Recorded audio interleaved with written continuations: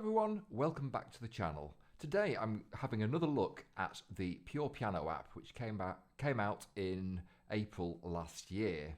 Now, a week ago it's had a major update, so it's now version 2. So I thought I'd dive into it, have a look and see what's changed, and talk about how this app might be the piano for you.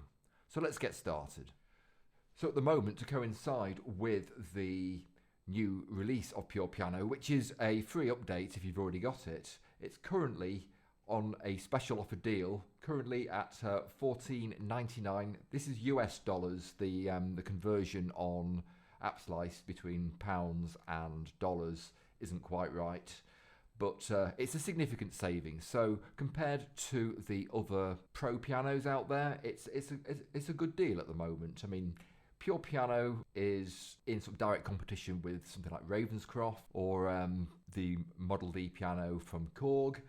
So what you're getting is a sample-based instrument, which is probably one of the best piano instruments you can get at the moment on iPad. So if we zoom across into the app itself, and let's talk about what's changed. So there's 4 major updates on the new Pure Piano.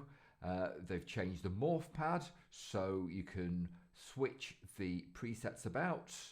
They've allowed a volume control on the key and pedal noise. And if you remember from my original video, which I'll put a link to in the description below if you've not seen that, that was one of my concerns, the fact that the actual key noise could be quite distracting.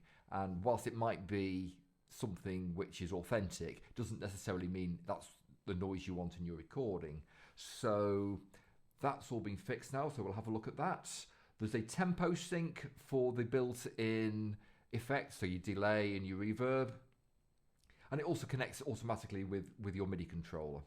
So if we go into the main screen, if you remember, we've got this morph pad, and on the screen we've got 9 stations. So we've got reverse, you've got a cinematic, you've got a detuned piano, a bright piano, the main pure piano, a pad, a mellow piano, an intimate piano, and a percussive piano.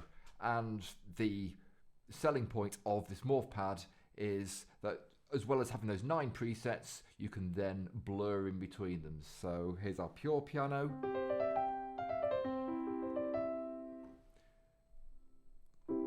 Cinematic, this reverse,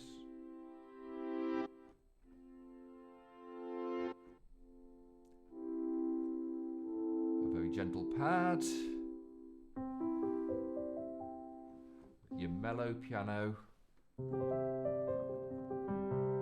the intimate piano, this percussive one,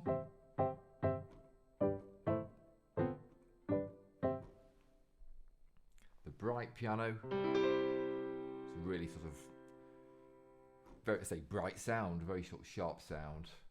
The detuned piano. In my mind, it's the standard sound you get for a pub piano, and so that's the 9 of them. And then of course you can merge between them. As I said, I went into much more detail on this in my original review, but the important thing on this new version is if you go to this little pen icon, the right hand side, and tap on that, it allows you to, with your finger, pick a preset and swap its position. And so what this means you can do is take these 9 presets and merge them in different ways, which is something you couldn't do in the previous version. And so that might be something which is really useful to you. Now, it's worth noting that these are basically 9 fixed presets. These are all samples. You can't add your own instruments to this morph pad, at least not that I've found anyway. And if you're creating presets, you basically start from one of these 9 and then adjust. But that's just more for general playing. So that's worth noting. I'll come out of that screen. And if we go to this little waveform here, this is where we get to our main controls. Now, one of the aspects which I found more recently with pure piano is I tended to find it a little bit too mellow to play as a piano, but by changing the velocity response, I mean, they've got 4 presets. They've got linear, which is how it comes. You've got soft, you've got hard, and this fixed level. And this basically follows the gradient between pressing very lightly on a key to pressing at the maximum and all the different levels of velocity in between.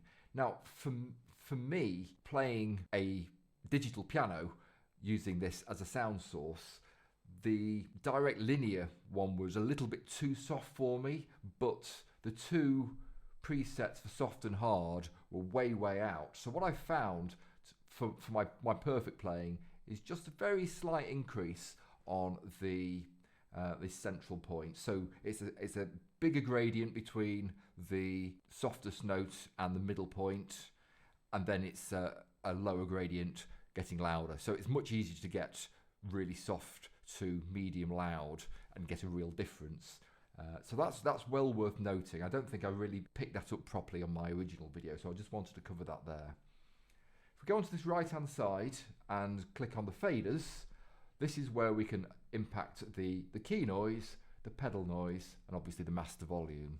So this allows you to dial in or dial out the sound of the mechanical piano being brought through into the sound. And this is a really useful thing in my mind. This is something which I'm really pleased they've added, because yes, it's great to have that realistic sound, but it's also nice if that's not adding to your recording to pull it back out again. So really big kudos to eInstruments in putting that functionality in there. So what I'd like to do, really to finish off the video, I didn't want this to be too long because I've explored the different sounds in the previous video. Where I feel I can provide something useful is the main pure piano sound being used with my Kawai digital piano. So that's a proper piano bed. I'm playing it as a proper acoustic instrument, albeit using the pure piano sound.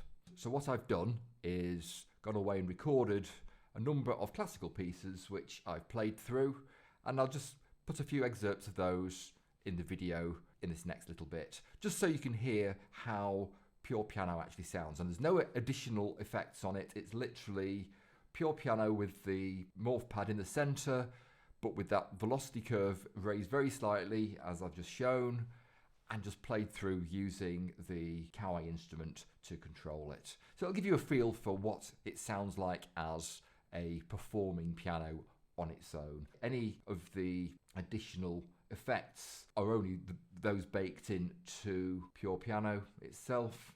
So obviously we've got the equalizer there, which I didn't touch. The reverb, again, it's controlled by the morph pad, as in the actual preset, and similarly the delay.